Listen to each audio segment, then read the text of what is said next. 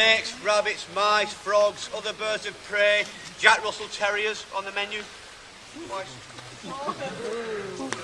They try to kill her. When I go hunting around the grounds, there's often people with dogs see me and come to investigate, and I say, would you stay back? The dog comes off, completely out of control. Comes running for this girl who's on a rabbit, wanting to steal a rabbit or kill her. She just waits till the dog gets there. Woof, woof, woof, bang, bang. The dog goes, shit. I should have learned my name. And of course I let it go, but she can defend herself against Jack Russell Terriers.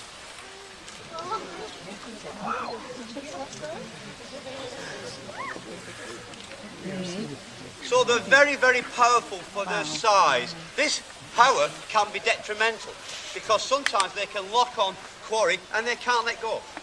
Very often they catch a rabbit through a fence like this and then they're stuck on the other side. The rabbit pulls, they can't let go. It gets tighter and tighter, so they get damaged. So this strong pressure can be detrimental. But of course they need it to subdue quarry. And in their first year, as they're babies, they've got very sticky feet. They don't learn properly how to let go until they're 2 or 3 years old. Right, let's nip in here.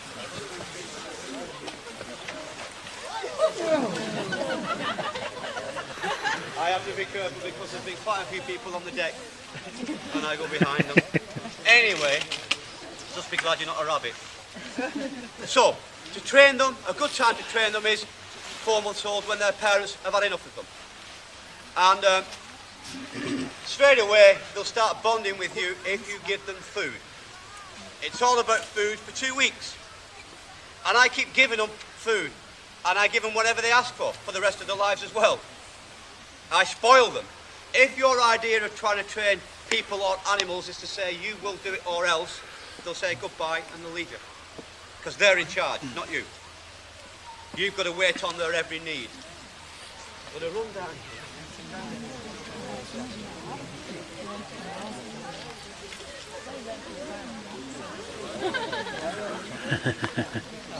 I spotted somebody nervous. I'll be back there. So, good time to train them about 4 months old. Rescue them from their parents. If they're in a domestic breeding chamber, you've got to get them out or the parents will kill them. So it's a good time to train them. Give them a lot of food on your glove. They get used to eating from you and then they bond with you. Now, after they've bonded with you, in this particular case, they've got to bond with people. Crowds of people. They don't like crowds of people initially. They don't mind one, but crowds, they know you guys are dangerous. People are destroying the very planet we live on. We're obviously nutters. She knows that. So when I bring her to see you guys, I've got a big piece of food there, a big piece of rabbit meat. And she's eating on my glove and she sees you guys and she instantly wants to go away. But she doesn't want to leave that rabbit meat behind. I'm holding it tight. And I say, if you want to stay here and eat it, by all means do. If you want to go, go. She says, I'll stay and eat it, but I'm not happy. And then she's eating, she's not happy, and then she's finished. And you're still there, and you haven't harmed her. Maybe you're not so bad after all. But it was all her own decision. She could go any time she liked. She's made that choice herself. Ebby.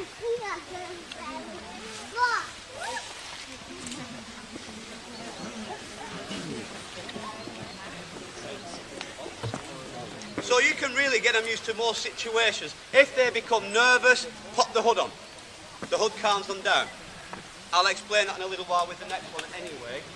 Now, long legs, powerful feet, broad wings, long tail, quite soft feathers, enables them to twist and turn in and out of cover, catching things in cover.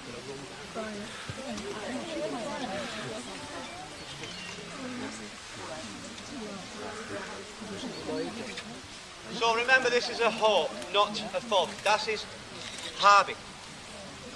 Havik. In Italian, this is Ascoli. Ascoli, not foxtrot.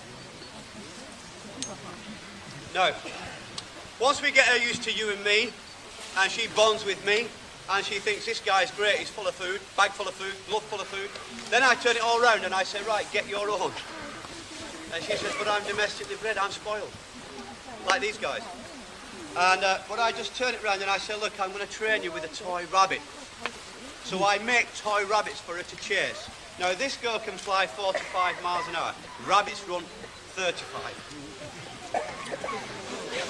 Nearly on the floor again. So a rabbit can run from here to them birds of prey down there in 4 seconds.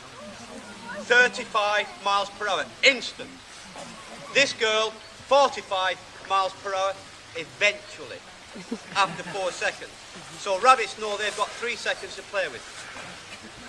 They often do that and then nip back in, just as she's coming.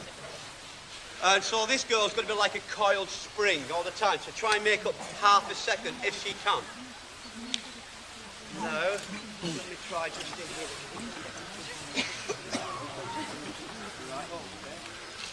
Heavy, it's heavy. No.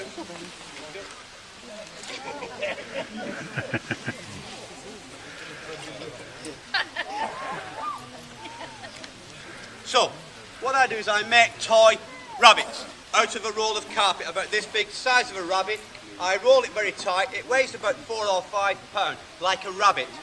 And then I tie a long piece of string to it, and then I run around the garden with it at 35 miles an hour to simulate rabbits. Of course, I tie to the back a reward in the form of Chicken McNugget. She was not going to chase a piece of carpet for nothing, but she sees the Chicken McNugget and she says, I'm having that. And I run as she chases, she grabs, I pull another one, she grabs. It's a game. Pretty soon I get the toy, I hide it in the hedge, she's in the tree, I pull it out. She sees it, down she comes, she grabs it. I do it again and again. By the time I get to the third one, she says, I know where you're going. And before I can even get there, she's in, and she grabs it. Of course, the last one I forgot to put on Chicken McNugget.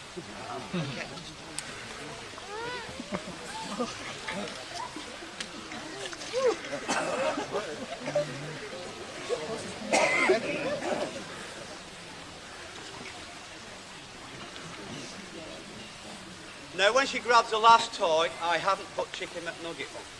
She didn't give me time. She's not very happy. She says, Andy, where the hell's the Chicken McNugget? And I say, it's here in my bag. And I pay her from my bag for catching the toy. And they learn lessons very, very quickly, birds of prey. They're instant learners. If we could learn that quick, the world would be a better place. But they learn instantly. And then, of course, I hide it again. I go to pull it out.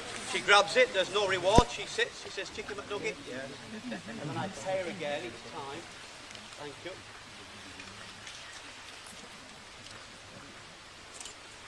Now, wherever I hide the rabbit now, the toy rabbit, with no food on it, I can run with it. As she sees it, she'll grab it. Knowing full well, when I run up, I can't have it off her till I give her Chicken McNugget. And then she'll release it to me. So once we get to this stage, we can progress to rabbits. And I go to the other side of the garden where there's a lot of rabbits. I take my dogs along with me. The dogs work the hedge and they chase out rabbits. She's in the tree, following me everywhere. As the rabbits come out, off she goes instinctively. And she doesn't know why, but it's instinctive. And eventually she grabs a rabbit. And then she says, Andy, can I have my Chicken McNugget now? And I pay her for catching the rabbit. And the rabbit goes in my bag. And that is falconry. And that's how we've practiced falconry for 4,000 years. We carry on, she catches another one. I dispatch the rabbit very quickly. I open the rabbit, and she says, oh, it's meat. And it's tasty. And next time she sees another one, she chases it even faster. But she still catches the rabbit and says, Andy, can I have my Chicken McNugget now? So this girl can feed herself, doesn't need me. And she can feed a family of 12 for the next 20 years, if I can keep her alive that long. I have one of these, 19 years old, I've got 5. Times that by 5 years old. Remember, in the wild, 1 in 10 will reach 3 years old. Down here.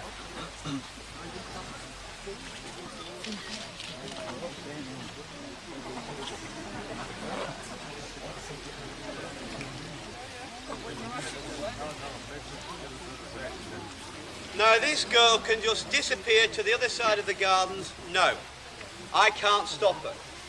She knows where all the rabbits are, but she's staying here with me. Because as far as she's concerned, I'm making all these rabbits come out. That's why she stays with me. But she can go any time she likes. If she doesn't like staying with me, she's well equipped to look after herself. In her first year's hunting, she caught more rabbits than would last her 13 or 14 years in the wild in her first year. She's very experienced. Right, you can go back to the wall. I'll show everybody how I train you with this toy now.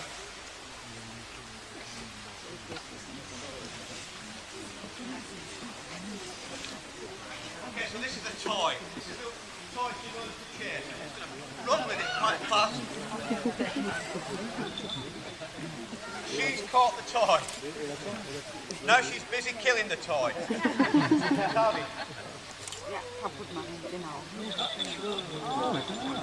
So that's a falcon.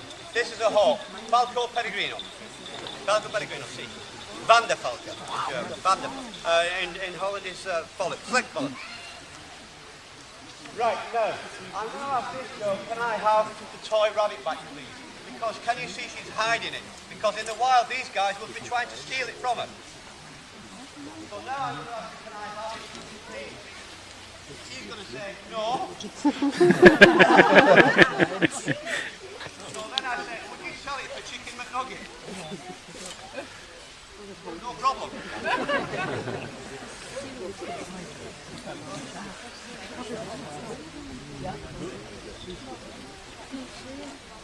So she sold it to me, her choice. I have another piece here because she demands 2 for 1. She's the boss.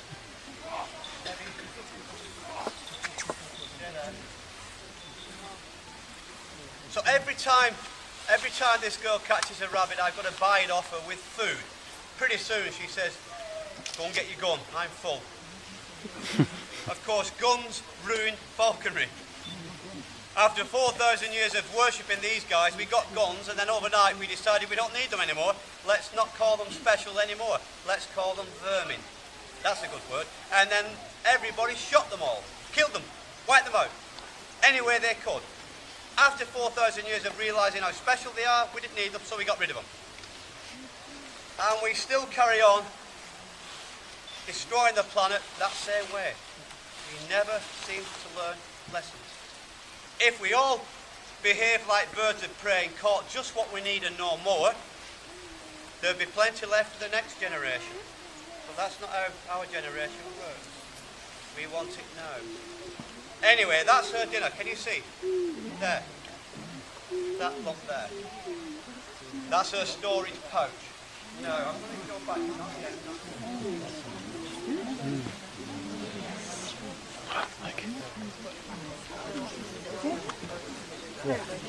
Chicken feet are very useful for chickens to walk with. They need 2. I've got a bag. They're also very useful to clean your nose with. He saw me, I'll clean your ear. Not finished with it yet.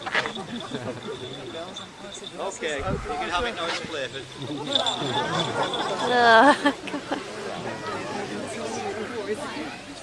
Now, peregrine falcons have been timed accurately, stooping 248 miles per hour. I told you the hawk can fly 45 miles an hour. That's fast. 248 miles per hour, accurate timing. Now, that's very special because it's the fastest movement ever created by any living thing on planet Earth. Special. And when they're at the end of the stoop, and they're polite like this, they're under 25 G. If you know anything about G, you'll know that's pretty good. Because 5G for a human in your face is back there. 8G, you're in a suit. 25G, you're going on your holidays to the moon. This guy does this with feathers alone. So they're very special. We know all this information now because we killed them all with DDT in the 50s and 60s, wiped them out.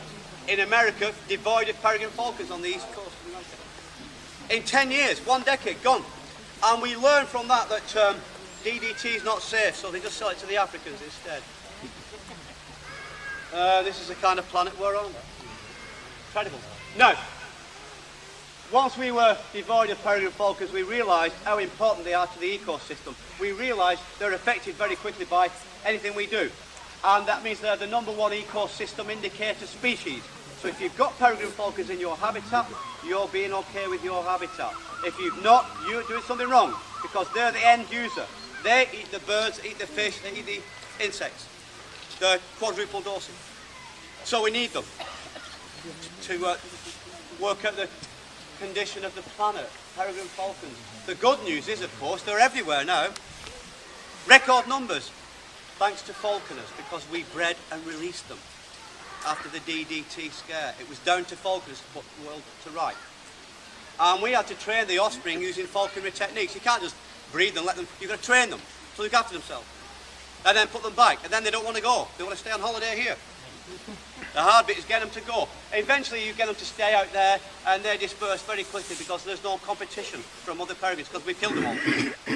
And it was the most successful reintroduction of a species ever on planet Earth by falcons. For free. Tavi. Remember, when he's catching these pieces, don't do this. He's been known to miss. Because he's catching very small pieces which take a lot of catching. Big targets, no problem. So that guy, 1.5 pound in weight, delivers 50 pound of impact. When he hits a pigeon, and there's one nested in that tree here, we might get a demonstration. When he hits a pigeon, 50 pound of impact against the pigeon is as though it's been shot with a shotgun. They explode. I know, because I've seen it so often, because I hunt with them.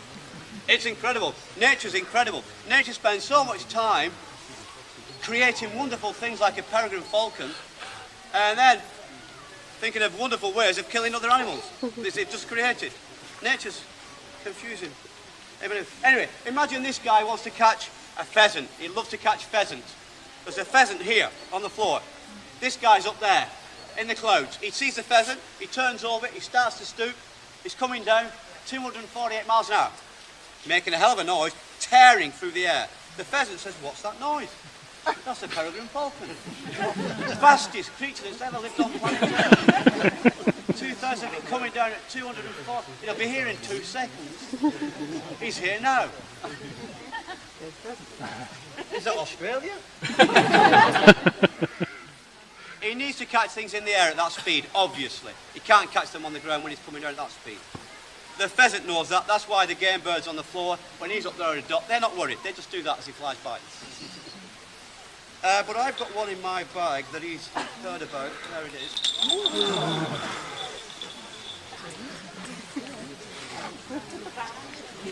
It's a pheasant wing. Not a pheasant. The rest of the pheasant is in here. He had the head. The rest is in here. Anyway, it represents a pheasant. Remember, if the pheasant isn't stupid, it won't fly when he's around. If it's stupid and it flies when he's there, nature doesn't want it to produce more stupid ones. So it's got to go. That's nature's law.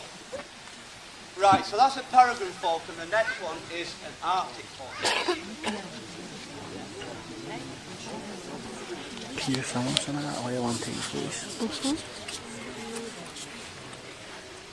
Just so I try and get some close-ups of some of these. So this guy weighs 2.5 pounds. He's heavier than a peregrine falcon because this guy is the biggest falcon species in the world.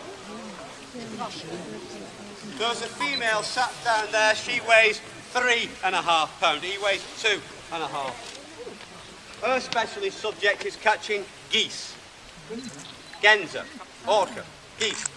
Down there. She weighs 3.5 pounds. The geese she catches are 10.5 pounds. In fact, 2 of the gardener's geese weigh 21 pounds. So they're capable of terrific speed, terrific impact. Isn't he pretty? There's been wars prevented with gifts of falcons. Giro falco in Italian. Giro falco. In German you would say Schneefalken. And I'm going to take his hood off and show you how I get them fit by swinging a lure round, exercising for the lure. Now, I'll just take his furniture off and then I'll put a little transmitter on his anklet there. So this guy is 4 years old and he's been in with his girlfriend for a few months.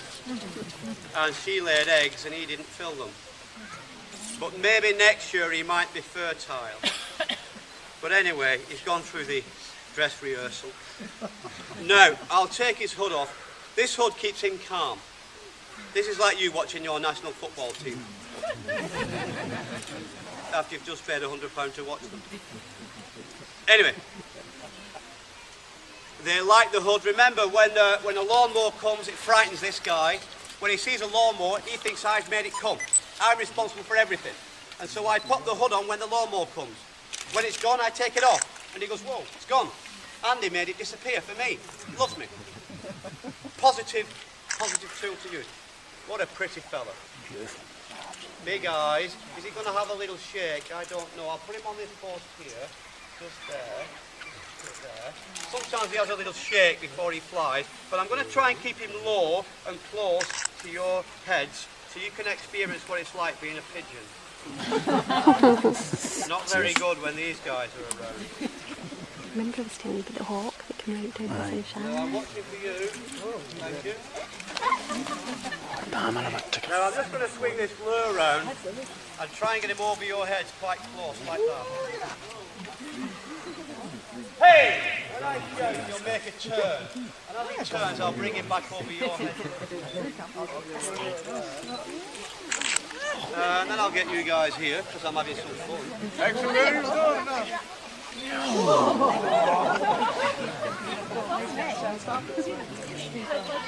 So this is the most valuable falcon in the world.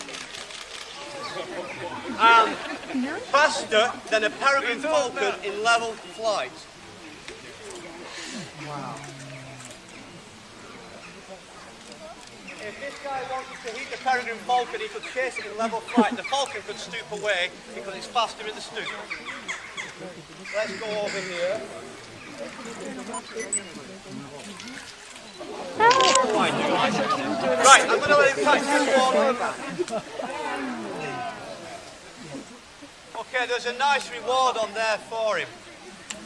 And I'll let him eat the reward there. But I've got to keep his attention when I'm flying him so he doesn't go and chase them. So I keep him focused to me with the lure. Of course I with this guy. From the glorious 12, less than a week away, I'll be on the grouse moor every afternoon. Anyway, let's get him back on my glove for another piece.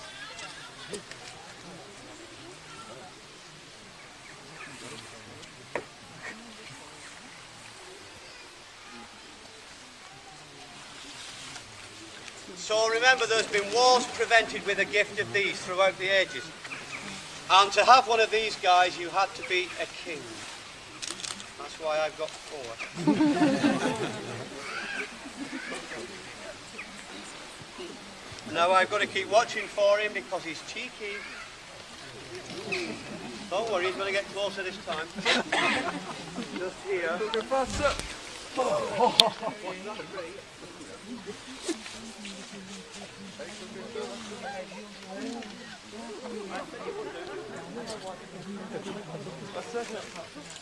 Let's get back over here. Hey!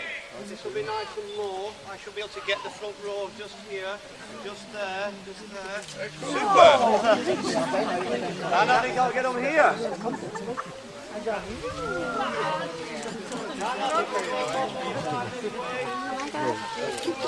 And this time he can have the lure again. Hey! I'll just present it there. No, there's nothing on it, so he's not going to be very happy. That's why he hit it. Now I'm going to get him back on my glove for a piece of chicken. That should make him a little bit happier. There you go, we'll do a swap. And I'll walk down here. Now, I've flown 4 birds of prey before you came this morning. I'm presently training the 2 new steppe eagles down there who are 15 months old. I've been training them for nearly 3 weeks. And they're flying to my glove on a line now, on a crayon. So they could be flying in display here in 3 weeks. They're replacing the old golden eagle who's in the middle. He's 30 years old now, the old one in the middle. Same age as me. 3 people listening, good. In eagle years, of course, he's in his 90s because he times eagle years by 3 1/4. And In the wild, 1 in 10 golden eagles reach the grand old age of 5. He's 30, because he's got me. And he was bred from disabled parents who were included with pylons. We don't get many golden eagles now. I used to get a lot through, but since we've got turbines up on the hill, I don't get any, because they're all getting killed instead of injured. And so that's interesting for some people. Most people support them, most people don't understand them. Right, would you like some more? I think you would. I'll get it myself. This is what he's eating, chicken McNugget. I like to show you because you all make funny noises when you see them, then go and eat a McDonald's. Which shows to me the world's upside down because we're on it. Now he should eat that pretty damn quick because he enjoys that. I'll just turn around so you can see him eating very, very quickly. Okay, now I'm going to put this guy down there because that's the end of this display. If you enjoyed watching these guys, think about the disabled ones and put a penny in that tub there when you're passing if you're interested. See them down there before you go, and different ones this afternoon. By the way, this afternoon, 2 o'clock, 45 degrees C, if you live in Dubai. Take pictures of them down there before you go. I'm going to be flying another one just in a second. I can see he's ready to go. But end of display, and thanks for coming down. Thank